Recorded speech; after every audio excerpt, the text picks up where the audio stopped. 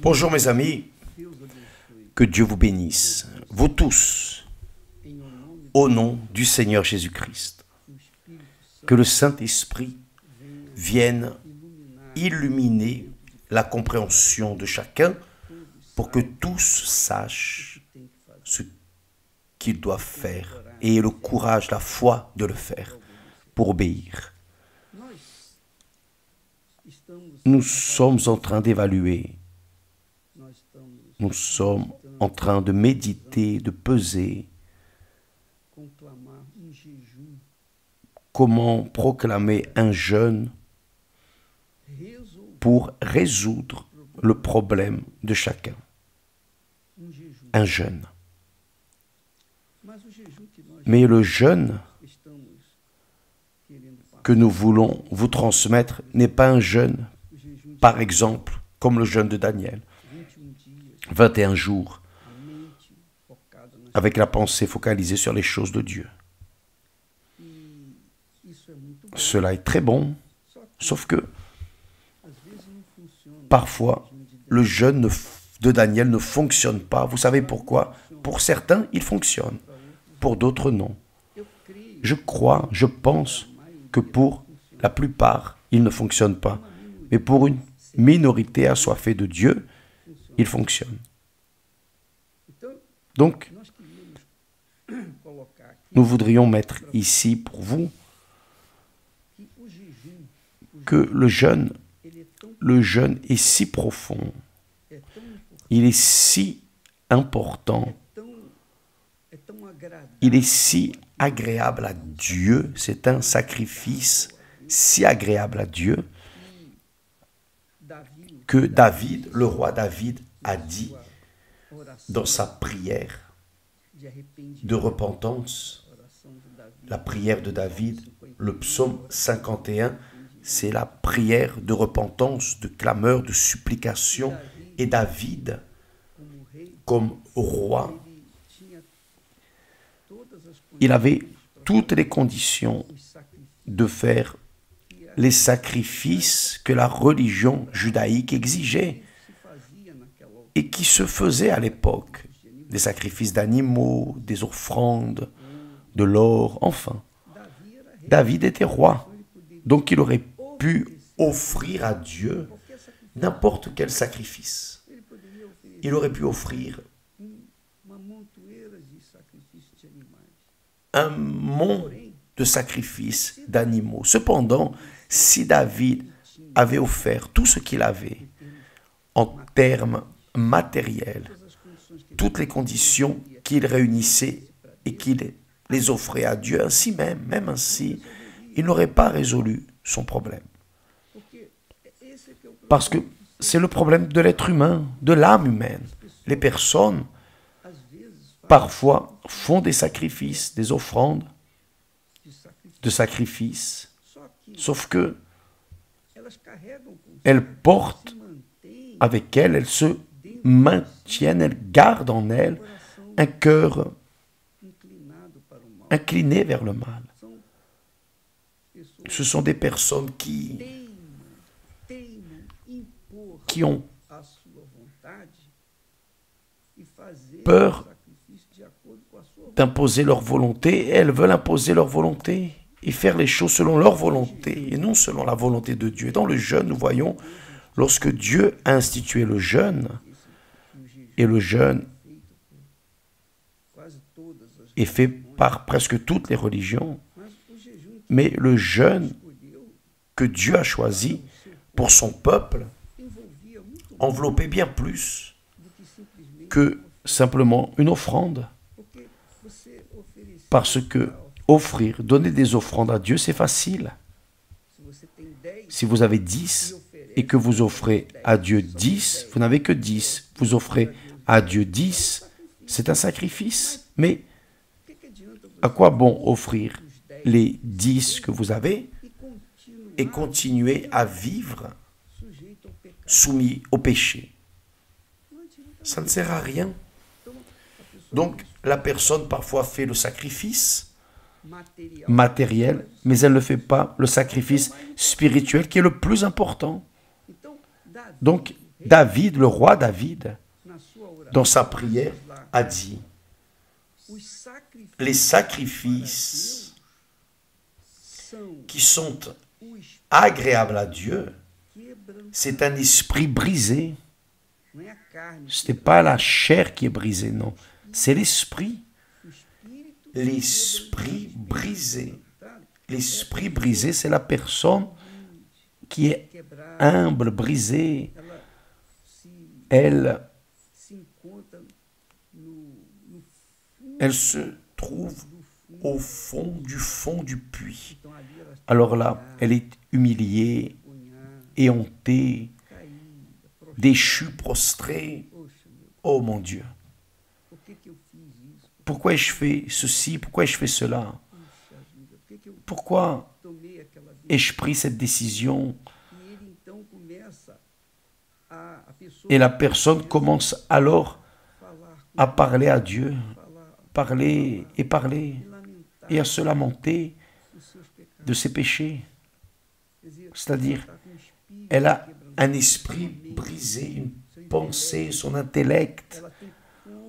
Elle a conscience qu'elle a fait ce qui est erroné. Elle est erronée, elle s'est trompée, elle a commis une erreur, elle a commis une grande erreur. Et elle a commis cette erreur de manière consciente, non sans vouloir, non. Et là, David dit, l'esprit brisé, ce qu'il signifie, c'est-à-dire une personne repentie, rendue devant Dieu. Ce ne sont pas des remords, non. Ce ne sont pas des remords. C'est vraiment une repentance prostrée. Mon Dieu, pardonne-moi. Maudit le jour où j'ai fait cela. Maudite l'heure où j'ai pris cette décision. Et la personne confesse cela à Dieu. Donc il dit, les sacrifices qui sont agréables à Dieu, c'est un esprit brisé. Et après il dit,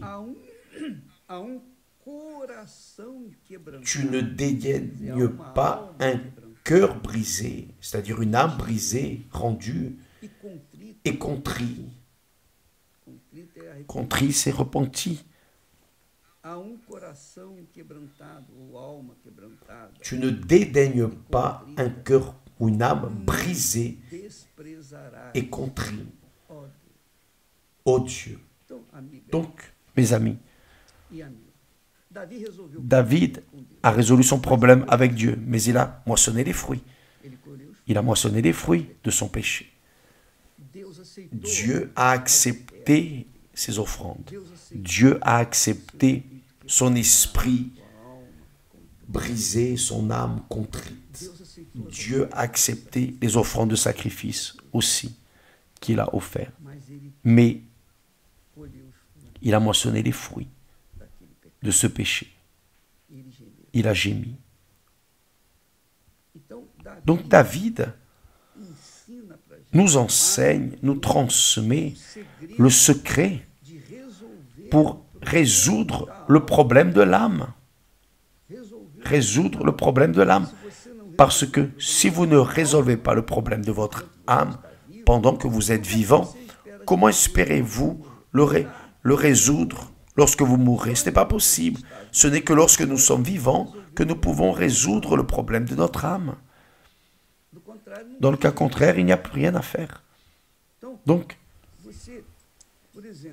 par exemple, vous avez un problème dans votre maison, dans votre famille, avec vos enfants, vos parents, des problèmes au travail, problèmes de santé, des problèmes. Très bien. Comment pouvez-vous résoudre ce problème?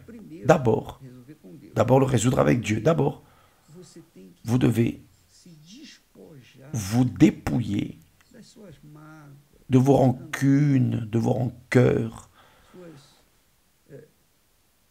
vos rancunes contre des personnes, vos désirs de vengeance. Vous devez en finir. La vengeance appartient à l'Éternel, non à nous. Nous n'avons pas besoin de nous préoccuper avec les méchants, avec les pécheurs qui nous font le mal. Parce que Dieu a dit que le méchant n'a pas de paix, il n'a pas de paix. Et n'ayant déjà pas de paix, vous imaginez quelle punition il doit être en train de souffrir en dehors des problèmes qu'il affronte au quotidien. Donc, laissez ces personnes qui vous ont fait du mal, pardonnez, priez pour elles, en priant pour elles. Vous allez montrer à Dieu un cœur brisé, une âme repentie. Vous êtes en train de pardonner. Si vous priez pour la personne, cela veut dire que vous êtes en train de pardonner. Ah, évêque, mais je n'y arrive pas. Comment c'est possible? Comment puis-je prier pour une personne qui m'a fait tant de mal, qui a fait de ma vie une disgrâce, qui a fait de ma vie une disgrâce? Eh oui, mais si vous voulez plaire à Dieu et recevoir sa réponse pour votre vie, résoudre vos problèmes, vous devez résoudre d'abord ce problème avec ces personnes. Je vais vous donner un secret. Je suis déjà passé par là, j'ai déjà traversé cela, j'ai déjà parlé de ce secret, mais je vais répéter. Quelqu'un vous a fait du mal, quelqu'un vous a fait du mal. Alors, immédiatement, votre âme, votre cœur reste avec de la colère, de la rage, voulant que cette personne meure et que l'information court et que vous soyez le premier à le savoir. C'est la réaction de l'âme. L'âme qui est corrompue, l'âme qui n'est pas contrite, l'âme qui n'est pas repentie, l'âme qui n'est pas brisée. Donc, l'âme, qui est le cœur, veut la mort de cette créature, veut la vengeance. Mais l'esprit de la personne, sa conscience, sait que Jésus commande de prier pour ceux qui nous persécutent. Prier pour les ennemis. Il a ordonné de pardonner ceux qui nous ont blessés. Donc, vous avez cette conscience. Nous devons faire cela. Prier, c'est cela. C'est parler à Dieu. Vous parlez à Dieu. Et cela est simple de parler. Prier. C'est simple. Vous pouvez obéir dans votre intellect et parler et suivre cette obéissance de pardonner. Mais votre cœur, comment va-t-il rester? Il va accepter? Non, il ne va pas accepter. Il va crier de rage, de douleur. Non, je veux que la personne meure. Pourquoi? Parce que c'est votre cœur qui a été atteint. Votre cœur a été atteint de plein fouet. Et nous n'avons pas, nous, êtres humains, nous n'avons pas le contrôle de notre cœur. Le cœur est le cœur. C'est l'âme. Nous n'avons pas le contrôle de l'âme. Depuis le péché d'Adam et Ève, c'est là où a commencé le conflit entre l'âme et l'esprit, entre le cœur et la pensée. Donc la personne n'a pas le contrôle de son cœur. Il y a même une chanson qui dit que celui que j'ai aimé m'a abandonné et qui je n'aime pas m'abandonne. Une chose de cette nature. Qu'allez-vous faire? Dieu ne demande rien que nous ne puissions faire. Donc, dans la conscience, et en utilisant notre voix, notre parole, notre bouche, nous pouvons obéir. Oh Dieu, le Seigneur a dit, pour que je pardonne les personnes qui m'ont fait du mal. Mais mon cœur, dans mon cœur, je n'ai pas de condition de contrôler mon cœur. Je n'ai pas. Tu sais que je n'ai pas de condition. Comment vais-je contrôler cette malédiction qui est ici en moi, corrompue, qui me conduit au péché?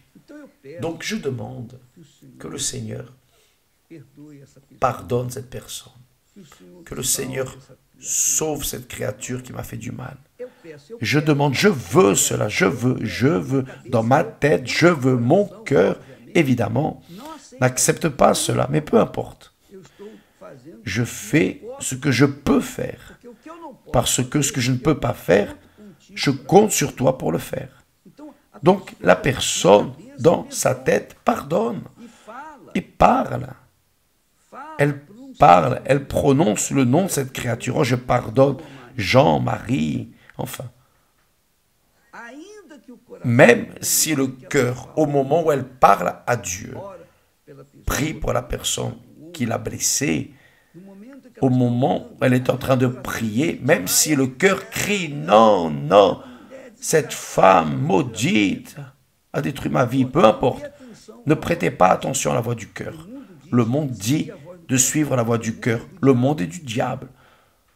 Le diable commande, dit de suivre la voix du cœur, de prêter attention au penchant de l'âme. Ça, c'est du diable, c'est la parole de Satan. Donc, quiconque écoute la voix du cœur, certainement, va en enfer, parce que le cœur est trompeur. Donc, laissez le cœur de côté, ignorez les sentiments de votre cœur en relation à cette personne et priez pour elle. Quand vous commencerez à prier pour la personne qui vous a blessé, qui a détruit votre vie, Dieu est en train de voir votre sacrifice, votre effort. Dieu est en train de voir que vous êtes en train de chercher à répondre à sa parole.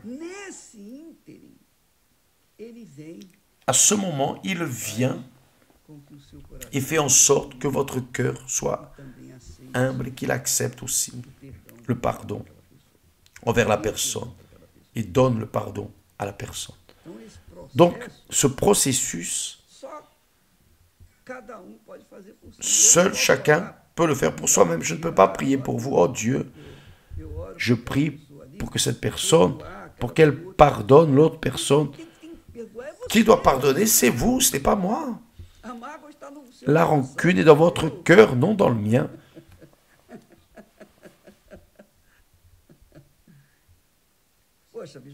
Évêque, mais c'est très difficile. Ce qui est difficile, c'est le sacrifice, c'est le sacrifice. Mais vous pensez que les choses de Dieu sont faciles? Jésus a dit que le royaume des cieux est pris avec violence et pris avec violence. Donc, vous devez vous faire violence chaque jour, à chaque instant, pour vous maintenir ferme dans la foi avec le Seigneur Jésus. Vous maintenir en communion avec lui. Et là vient le jeûne. Le jeûne que nous vous proposons est précisément celui-ci. C'est séparer au moins 1 heure. Je dis 1 heure, mais vous pouvez prendre plus ou moins. Mais prendre un moment de votre temps où vous allez laisser votre corps, votre chair, votre corps matériel de côté. Vous allez renoncer à votre âme, au désir de l'âme, du cœur, que cela soit avec de la nourriture, l'amour, les relations, des loisirs, des informations, quelles que soient les choses, tout. Faites en sorte que votre corps et votre âme restent complètement en dehors de votre corps, spirituellement parlant. Et vous plongez votre pensée, votre intellect, votre conscience dans la parole de Dieu et dites, mon Dieu, je veux savoir ce que tu veux de moi. Que veux-tu de moi? Faites cela. Je sais que cela n'est pas possible de le faire tous les jours, de le faire avec d'autres personnes. Ce n'est pas possible parce que vous travaillez, vous devez communiquer avec les autres personnes, vous devez utiliser votre corps, utiliser votre cœur, vous devez utiliser votre pensée et la dévier vers d'autres choses. Mais je parle du jeûne strictement spirituel, Parce que le jeûne est spirituel. Il est esprit. C'est d'esprit. C'est de votre esprit vers l'esprit de Dieu. C'est une communion intime de vous et Dieu. Donc là, le corps n'entre pas, ni l'âme. Le cœur n'entre que votre esprit, votre conscience. Nous sommes esprit, âme et corps. Lorsque nous abdiquons de notre corps, de notre âme, de notre cœur, et que nous restons en esprit, au moins 1 heure. C'est la suggestion que je donne. Restez 1 heure. Le jeûne, un jeûne véritable, le jeûne qui plaît à Dieu, un jeûne que Dieu a choisi. Il n'a pas choisi, il n'a pas institué le jeûne pour que vous ayez faim et avoir envie de manger. Il n'a pas choisi un jeûne qui va vous faire renoncer de toute votre vie. Parce que cela est impossible. Mais un jeûne que vous pouvez faire en vous isolant, allant dans un endroit, dans la chambre ou une salle de bain, un endroit, vous et Dieu, Dieu et vous. Même si ce n'est que 10 minutes, 20 minutes, 30 minutes, mais que cela soit sincère, 100%, que cela soit 100% votre esprit, pour qu'alors vous ayez une communion avec le Saint-Esprit et sachez ce qu'il veut. Nous proposons cela. Alors, j'ai déjà choisi un horaire où je vais faire cela. Esther aussi va le faire. Donc, en ce moment, à cette heure que nous choisirons, que nous allons choisir, nous allons rester séparés, physiquement et spirituellement, dans tous les sens. Elle va rester d'un côté, je vais rester de l'autre, et nous allons chacun chercher la réponse de Dieu. Parce que cela plaît à Dieu. David savait cela. C'est pour cela qu'il a dit, les sacrifices qui sont agréables à Dieu, c'est un esprit brisé, l'esprit et le cœur brisé, l'âme brisée, contrite. Dieu ne la dédaigne pas. Donc, nous allons faire ce jeûne. Vous choisissez le jour, l'heure, enfin, l'endroit, enfin. Peut-être à l'église, peut-être. Vous allez à l'église et vous restez là dans un endroit isolé. Il y a beaucoup de personnes, donc c'est plus compliqué, mais l'idéal serait un endroit, vous et Dieu, Dieu et vous, personne d'autre. Vous et lui, dans un endroit bien privé. Faites cela, mes amis. Vous allez connaître le Dieu d'Abraham, d'Isaac et d'Israël. Vous allez réellement connaître Jésus parce que beaucoup ont beaucoup d'informations de lui, mais ne le connaissent pas, Et c'est pour cela que les personnes vivent une vie de disgrâce misérable au bord du précipice. Et ce sont des personnes qui sont depuis de longues années à l'église, malheureusement, mais ne l'ont pas connu, ne connaissent pas Jésus. Vous voulez le Saint-Esprit, donc faites cela. Vous voulez